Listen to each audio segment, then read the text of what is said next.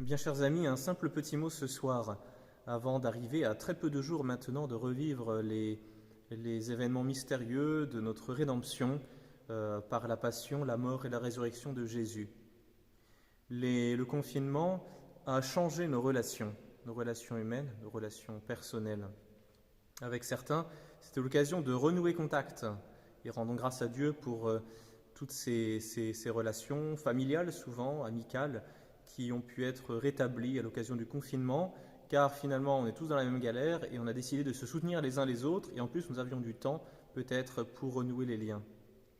Et puis avec d'autres, les relations qui étaient humaines, parce qu'elles se faisaient en vis-à-vis, elles étaient personnelles, corporelles, les relations se sont artificialisées, elles ne passent plus qu'au mieux par le téléphone et au pire par des messages, et ce qui ouvre la porte à beaucoup d'incompréhension et de malentendus.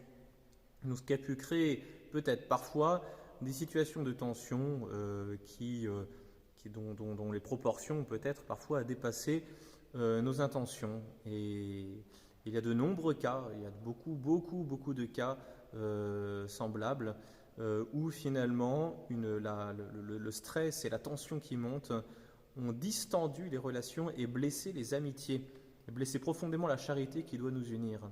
Et nous arrivons dans quelques jours au Vendredi Saint et nous allons voir le Christ mourir sur la croix en disant « Père, pardonnez-leur ». Pardonnez à qui? Aux bourreaux du Christ, ceux qui sont en train de le tuer, ceux qui l'ont plus qu'offensé. Et Jésus va pardonner. Et c'est la charte fondamentale du nouveau royaume de Jésus. C'est-à-dire que Jésus va fonder toute la religion justement sur l'abolition de la faute sans contrepartie, si ce n'est que la contrepartie est l'amour. Et nous aussi, nous devons à la fois demander pardon et pardonner pour ceux qui ont pu nous offenser, quand bien même ils seraient fautifs, quand bien même ils nous auraient causé un grand tort, il faut pardonner. Et dans notre Père, nous allons plus loin encore. C'est-à-dire que ce n'est pas simplement une option, c'est une nécessité. Vous êtes des pardonnés. Et si vous n'aviez pas été pardonné, alors que vous avez blessé cruellement le Fils de Dieu, si vous n'aviez pas été pardonné, vous ne seriez pas sauvés. Vous ne mériteriez pas le ciel, vous ne méritez pas l'amitié divine. Eh bien, il faut pardonner. Pardonnez-nous nos offenses comme nous pardonnons à ceux qui nous ont offensés. Eh bien, nous-mêmes, nous devons faire ce pas-là. Et dans la religion chrétienne, contrairement peut-être à la religion ancienne, il s'agit désormais d'une nécessité vitale. À celui qui ne pardonne pas, il ne sera pas pardonné. Alors, il faut passer sur quoi? Sur la justice? Mais nous-mêmes, il nous a tellement été fait justice, ne serait-ce que la part de Dieu. Pourquoi est-ce que ce serait si compliqué de pardonner? Il faut passer sur quoi? Sur notre amour-propre? Ah oui, ça c'est plus difficile. Sur notre respect humain? Oui, ça c'est vrai que c'est pas évident, parce que ça voudrait dire que si je pardonne, c'est comme si finalement j'admets que j'avais tort, ou que l'autre avait raison, ce qui revient au même. Peu importe, il ne faut pas s'apesantir sur ces choses. Celui qui pardonne, ce n'est pas le faible. Celui qui pardonne, c'est le fort. Celui qui s'enfonce dans la rancune, alors lui, il se pourrit la vie, et lui, c'est le faible. Il manque de cette force surnaturelle, de ce courage spirituel qui fait les grands saints. Oui, ne pardonnez pas, et alors vous serez enfoncé jusqu'à... Et puis là, ensuite, le temps ne compte plus, vous resterez enfoncé dans la rancune et dans la tristesse.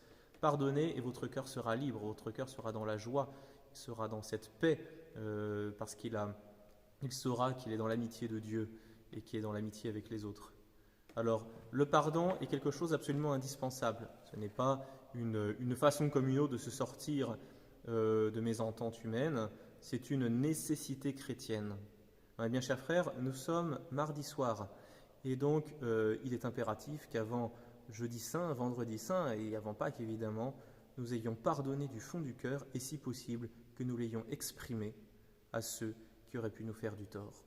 Quand bien même ils n'en auraient pas conscience, quand bien même on considérerait qu'ils n'ont pas pris la mesure de la situation. Faites-le, ce sera peut-être un grand sacrifice pour vous, peut-être le plus beau sacrifice du carême, mais alors ce Pâques sera la véritable libération pour vous.